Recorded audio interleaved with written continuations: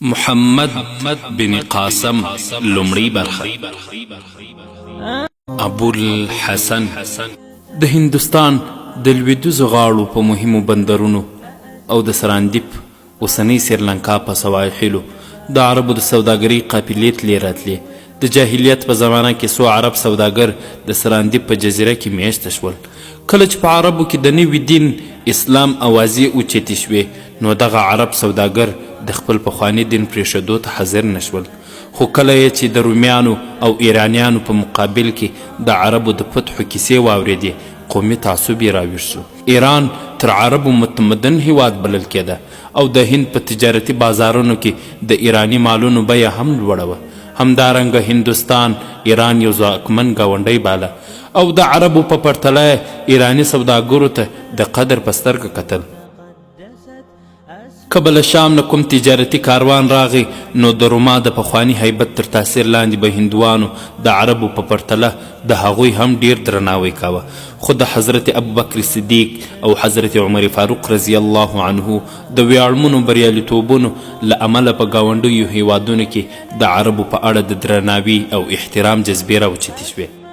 د هندوستان او د سراندیپ په جزیره کې پرتو عرب نژادو سوداګرو د ایران او روم پر خلاف د عربو بریاوې د خپل قوم بری ګاڼه او پرې خوښېدل. ورو ورو د عربو د نوي دین په اړه هم د دوی په زړونو کې نفرت او کرکې ځای مینې او محبت ته پرېښود. په هغه وخت کې به څوک عربو ته ولاړل د اسلام په نعمت ماړه به بیرته راستنېدل. عبدالشمس د عربي سوداګرو مشر و. د هغه کورنۍ له اوږدې مودې راهیسې په سراندیپ کې اوسېدله. دی په همدې جزیره کې زیږېدلی و او په همدې ځای کې د یوې بلې عربي نژادې کورنۍ له یوې پیغلې سره واده کړی و. هغه د ژوند له ځوانۍ تر بوډاتوبه د همدې جزیرې د څنډو په شاوخوا کې تېرېده. هغه ته دا هم نه و معلومه چې د کورنۍ نور خلک د عربو د کوم ځای هستوګن دي او چیرته اوسي. د ده په زړه کې هم د عربو او د عربو د نوي دین مینه هغه وخت په غورځنګ شوه چې یرموک او قادسیې د صوبو خبرونه په نړۍ کې راغبرګ شول. د همدغو فتحو خبرونه د سراندیپ واکمن دې ته وهڅوه چې له عربي نژادو سوداګرو سره اړیکې پیدا کړي. عبدالشمس او ملګري یې خپل دربار ته وروبلل او ګرانبیه سوغاتونه یې ورکړل.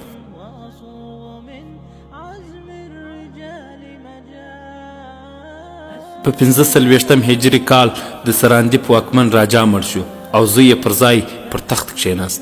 ځوان راجا عبدالشمس راوغوښت او ورته یې وویل چې ډیره موده کیږي چې کوم عربي سوداګر سراندیپ ته نه دي راغلي. زه د عربو له وضع نه ځان خبرول غواړم. له ما سره ستاسې د قوم د نوي دین مینه پیدا شوې. که ته هلته ځې نو د سفر ټولې اړتیاوې او اسانتیاوې به درته برابرې کړم. عبدالشمس ورته وویل ستا له خولې زما د زړه خبره راووته. زه بالکل تیار یم او له 50 تنو عربي سوداګرو پرته نور ټول له عبدالشمس سره سفر ته تیار شول. 10 ورځې وروسته په بندر کې کښتۍ سفر ته تیاره وه او سوداګر له خپل بالبچ سره خدای پاماني کوله. د عبدالشمس میرمن وفات شوې وه. هغه په زړه د صبر ډبره کښېښوده او له خپلې یوازنۍ لور سره یې خدای پاماني کوله. د هغه د لور نوم سلما و. سلما په ښار کې د حسن یو مثال و چې بل سیال یې نه و. پر دې سربیره هغه د آس په ځغلولو او لامبو کې هم بې سیاله وه. د عبدالشمس د رخصېدېدو نه 20 ورځې وروسته د کاتیا واړ د سوداګرو یوه کښتۍ په بندر ودرېده. عبدالشمس او د هغه 2 تنه نور ملګري ترې راکښته شول او دا خبر یې راوړ چې د دوی کښتۍ ډوبه شوه او نور ملګري یې هم اوبو یوړل. که د کاتیا واړ سوداګر نه وای نو دوی به هم اوس د کبانو خوراک شوي وای. راجا هم دغه خواشینونکي خبر واورېد. د سند سوداګر مشر دلیپ سنګ نومېده. راجا ور وغوښت او د 3 تنو د ژغورلو پر سر یې 3 پیلان انعام ورکړ. هغوی چې راجا دومره مهربانه ولید په سراندیپ کې د اوسېدو هیله وکړه. راجا په خوښۍ د دوی هیله ومنله او له شاهي خزانې نه یې دوی ته د کورونو د جوړولو پیسې ورکړې. دلیپ سنګ د راجا سره 100 کاله په وفادارۍ تیر کړل او بیا د سمندري پیړیو مشر وټاکل شو.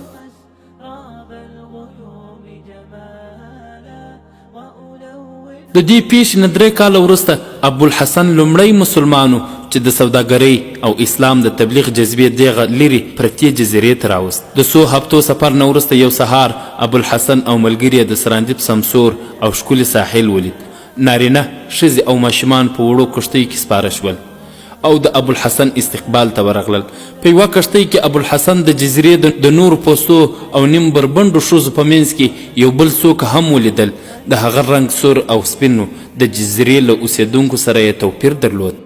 هغه د نورو کښتیو نه وړاندې لوی د سوداګرۍ کښتۍ ته د رسېدو په خاطر په 2 مضبوطو موټ خاوندانو پارو وهونکي پټکۍ کولې او بیا د دوی کښتۍ تر ټولو د مخه د لوی جهاز سره ولګېده. انجلۍ ابوالحسن ته وکتل خو هغه مخ ترې واړوه. د ده د ملګرو هم نیم بربنډې ښځې شی نه و ایسېدې. ټولو مخونه بلې خواته واړول. ښایسته نجونو دغه بې پروایي خپل توهین وباله او په محلي ژبه سره یې څه وویل. یو ځل ناڅاپه په لاندې اوبو کې غوغا شوه چې د دوی ورته پام شو. همهغه ښکلې نجلۍ په اوبو کې غوټې وهلې او د کښتۍ په لور یې د چغو او فریادونو سره سره چا پروا ونه کړه. ابوالحسن لومړی اوبو ته زنا وغورځوله خو چې ویې لیدل نجلۍ د ډوبېدو په خطر کې ده نو یې له جامو سره اوبو ته ځان ور وغورځاوه. خو نجلۍ ډوبه شوه. په دې وخت کې نورې کښتۍ هم لویې سوداګري کښتۍ ته رارسېدلې وې او د کړسندو خدناګانو توپانو ابوالحسن 3 ځلې په اوبو کې غوټې ووهلې خو مایوس شو او د رسۍ په زنا یې پښه کښېښوده. غوښتل یې کښتۍ ته پورته شي چې یوه ملګري یې وویل هغه د کښتۍ هغه بلې خواته ده، ډوبېږي لکه چې کوم خطرناک کب نیولې ده. کوربه خلکو ښځو او نارینهو بیا په کړس کړس وخندل. ابوالحسن په دې ونه پوهېده چې نجلۍ د کښتۍ بل اړخ ته څه ډول تېره شوه. ابوالحسن حیراني او اندېښنې پسې راواخیست او بیا یې غوټه ووهله. د کښتۍ په تل کې بلې خواته تیر شو. هلته یې هم څوک ونه موندل. هغه ملګري یې پاسه ورته وویل لکه چې هغه ډوبه شوه نهک وخوړه. ابوالحسن مایوس شو او بیرته د کښتۍ بلې ډډې ته راغی. بیا هم خلکو په کړس کړس خندل. دا ځل د ده ملګرو هم وخندل او یو عرب ورته وویل راځه هغه تر تا ښه لامبوزنه ده. ابوالحسن لږ پیکه غوندې شو او زنا یې ونیوله. یوه پښه یې په زنا کښېښود، چا له بلې پښې یې ونیو او په اوبو کې ولوېد. هغه چې بیرته سنبال شو یوه او بلې خوا یې وکتل. نجلۍ په زنا وختله او کښتۍ ته کوزه شوه. ابوالحسن چې د کښتۍ غولې ته ور وخت نجلۍ په خندا وه او د ده ملګري پریشانه. بیا یې ده ته په عربي وویل ستا په لمدېدو خفه شوم. کله چې دوی د نجلۍ له خولې عربي الفاظ واورېدل د ټولو سترګې د هغې په څېره میخ پاتې شوې. ابوالحسن ترې وپوښتل ته عربه یې؟ نجلۍ یوې خواته سر ټیټ کړ او د سر ویښتان یې ونښتېدل. ځواب یې ورکړ هو زه عربه یم. ډېره موده وشوه چې موږ د عربو د کښتیو په انتظار وو. موږ تاسو ته ښه راغلاست وایو. تاسو څه شي راوړي دي؟ ابوالحسن او ملګرو یې عربي نجلۍ په داسې جامه کې نه شوای لیدی او ټولو په پریشانۍ یو بل ته کتل. نجلۍ چې ځواب وانه ورېد بیا یې وویل زه له تاسو نه پوښتم څه م راوړي دي؟ تاسو ولې حیران یاست؟ آیا د عربي نجونو لامبو نه ده زده؟ تاسو په څه چرتونو کې ډوب یاست؟ ښه زه یې خپله ګورم. ابوالحسن ورته وویل ودرېږه موږ آسان راوستلی دي، زه یې په خپله درښیم. خو زه حیران په دې یم چې د دې جزیرې عرب تر اوسه پورې د عربو د جاهلیت تر ژوند هم بد ژوند لري. آیا تاسو ته چا د انسانانو جامې او له نارینهو نه حیا او پرده کول نه دي درښودلي؟ د نجلۍ څېره له غوسې نه سره وخوټېده او وویل آیا دا د انسانانو جامه نه ده؟ ابوالحسن نه، داسې ښکاري چې تر اوسه پورې ستاسو کور ته د اسلام روښنایي نه ده رارسېدلې. دا یې وویل او ابوالحسن خپله چپنه د نجلۍ پر اوږو ور واچوله او وویل ته اوس زموږ د کښتۍ مالونه لیدلی شي. نجلۍ د ابوالحسن تر خبرو د ده څېرې نه زیاته تر تاثیر لاندې راغله او خپل لوڅې مټې په چپنه کې پټ کړل. ابوالحسن 50 عربي اسونه راوستلي وو. نجلۍ یو په بل پسې ټول وکتل او بیا یې د یوه آس په ګېډه لاس راتېر کړ. وویل زه دا آس اخلم، بیه یې څومره ده؟ ابوالحسن ورته وویل تر اوسه په تا کې د عربو یوه ځانګړتیا پاتې ده، همدغه آس په دې ټولو کې غوره دی، خو نه ته د دې بیه ورکولی شي او نه ښځې په دې سپرېدلی شي. دغه آس چې څومره ښکلی او تیز دی هومره باغي او سرشوخه دی. نجلۍ ومسکل او وویل خیر دی وبه یې ګورو، تاسو کښتۍ ولې دومره لرې درولې ده؟ ابوالحسن ورته ویل زه د دې هیواد د واکمنو اجازه ضروري بولم. نجلۍ ورته ویل د سراندیپ راجا له ډېرې مودې راهیسې د عربو د قافلې په انتظار دی. کښتۍ د بندر غاړې ته بوځئ. دا د سمندري قواو مشر هم پخپله راورسېد. دلیپ سنګ له عبدالشام سره نږدې ناستې ولاړې له امله په عربي ژبه لږ او ډېر پوهېدو. هغه چې کښتۍ ته راوخوت په عربي یې له سوداګرو نه پوښتنه وکړه تاسو کښتۍ دومره لرې ولې درولې؟ د ابوالحسن پر ځای نجلۍ ځواب ورکړ. دوی فکر کوي چې د راجا اجازه ضروري ده. دلیپ سینګ وویل راجا چې تاسو وویني ډیر به خوښ شي. نجلۍ وویل زه ځم خو دا په پام کې لرئ چې هغه سپین آس زما دی او زه به د هغه پوره بیه درکوم. دا یې وویل او بیا یې چپنه وغورځول او په منډه د سمندر اوبو ته ځان ور وغورځاوه. عبدالشمس د عربو د کښتۍ له راتګ نه خبر شو. هغه د ښار له څو تنو سپین ږیرو سره د ابوالحسن استقبال ته ورغی. هغوی خپل کور ته بوتلل او آسونه یې د خپلو آسونو په طویلي کې وتړل. د 500 آسونو لپاره د سترګو په رپ کې نږدې 200 تنه اخیستونکي راغونډ شول. بولۍ ولګېدې، یو پر بل یې قیمت اوچت کړل. دلیپ سینګ مشوره ورکړه چې د راجا له لیدو نه وړاندې یو آس هم ونه پلوري. امکان لري هغه په خپله دا ټول واخلي. عبدالشمس هم د دلیپ سینګ خبره تایید کړه. دوی لا په همدې خبرو کې وو چې د راجا استازی راورسېد او ویې ویل راجا صاحب له عربي سوداګرو سره ویني او غواړي د دوی آسونه هم وګوري. دلیپ سینګ د راجا استازي ته وویل پاچا ته ووایه چې اوس به ټول ستاسو خدمت ته حاضر شو. او بیا یې ابوالحسن ته وویل یو آس خو د شیخ عبدالشمس لور خوښ کړی دی، هغه به همدلته پرېږدو. ابوالحسن وویل که عبدالشمس یې د ځان لپاره ساتي زه څه نه وایم، خو هغه آس ډیر یاغي دی، انجونو د سپارلۍ جوګه نه دی. له یوې ګوشې نه غږ را اوچت سو نه پلاره د دوی په ګمان موږ د دې آس قیمت ور نه کړی شو. ابوالحسن چې ولید همهغه نجلۍ وه چې په کښتۍ کې یې لیدلې وه. په یوه لاس کې یې د آس قیزه او په بل کې یې مترکه نیولې وه، خو اوس یې عربي جامه په غاړه وه. ابوالحسن له شپیکا غوندې شو. ویې ویل که زما په خبره دې باور نه راځي ورشه په خپله یې وګوره، که دغه آس تا ایل کړ بس په انعام کې ستا شو. نجلۍ تیزه طویلې ته ولاړه. نور خلک هم ورپسې ورغلل. نجلۍ پر نورو آسونو له زغلنده نظر وروسته سپین آس ته ودرېده. آس چې نجلۍ ولیده واښه یې پرېښودل او غوږونه یې سک شول. نجلۍ آس وټپاوه او هغه په وروستیو پښو ودرېد او نور آسونه هم وشنډېدل. ابوالحسن ورته وویل ودرېږه. بیا په خپله ور وړاندې شو او آس یې له طویلې راویست، په یوه ونه یې وتاړه. ویې ویل اوس خپل همت وازمویه. نجلۍ ور وړاندې شوه، په یوه لاس یې د آس لاندې زامه ونیوه او په بل یې د مست او یاغي آس په خوله کې قیزه واچوه. نندارچیان لا حیران و چې دې آس له ونې نه راخلاص کړ او په لوڅه شا یې سپره شوه. مست آس په شڼهار ټوپونه ووهل، خو څو ځله په وروستیو پښو نیغ ودرېد، خو بیا یې په څو ټوپونو د ټولو له سترګو پناه شو. شیخ عبدالشمس په ویاړ وویل د عربو آسو لا داسې آس نه دی زیږولی چې سلماس سپرلی پرې ونه شي کړای.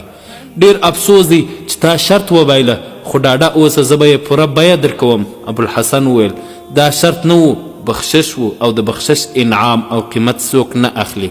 هغه آس نیکمرغه دی چې داسې سپورې خاوند دی.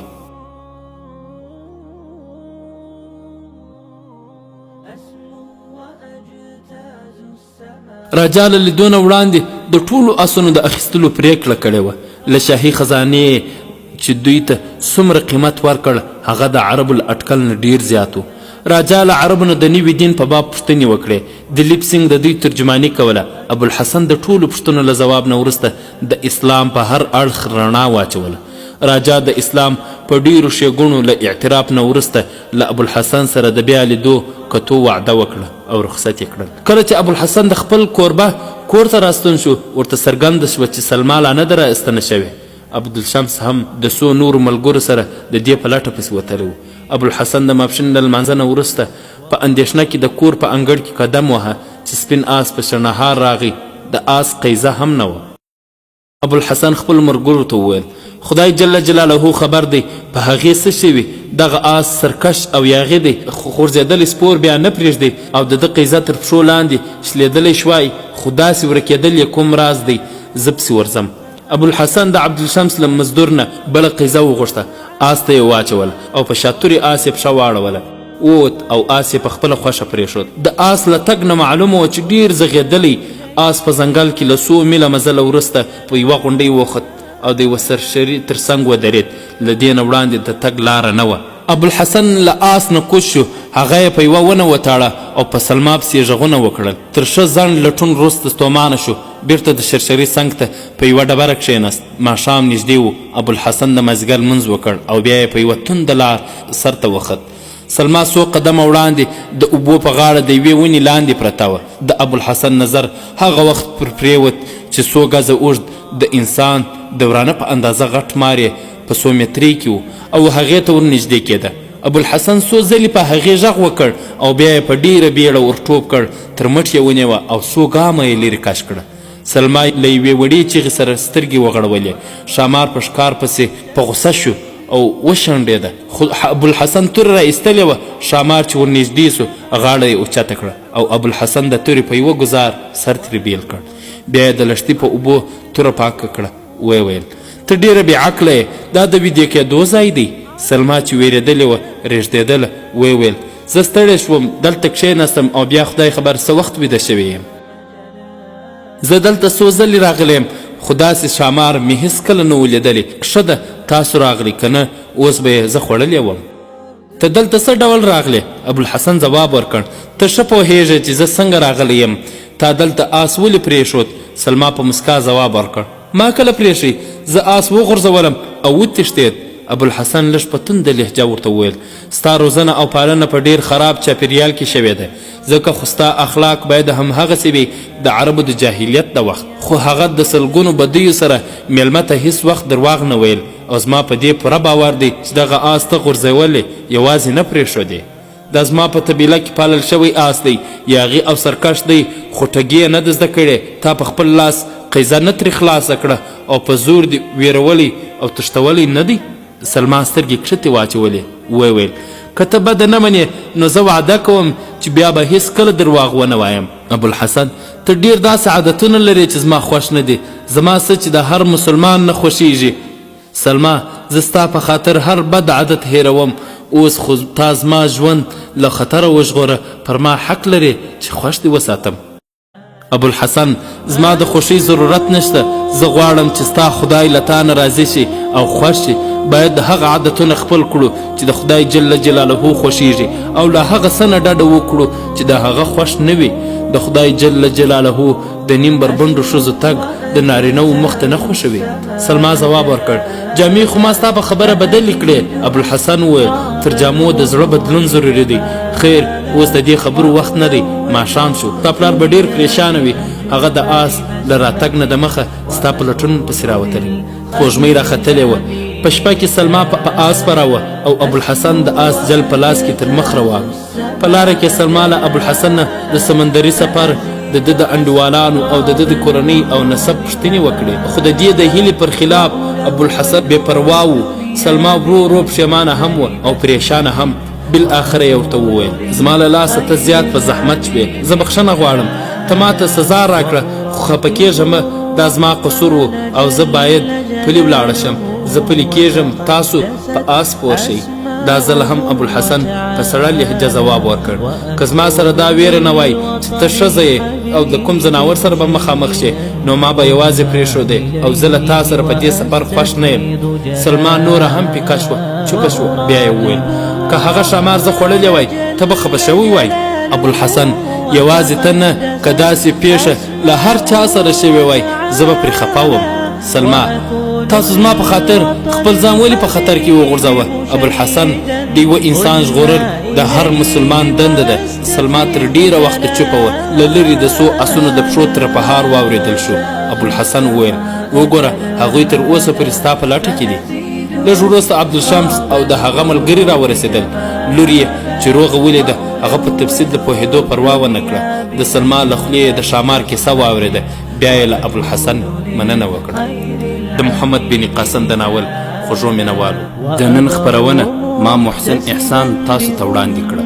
تر بیا چې تاسو په درانه چوپړ کې حاضرېږو، تاسو ټول په لوی الله جل جلاله سپارو.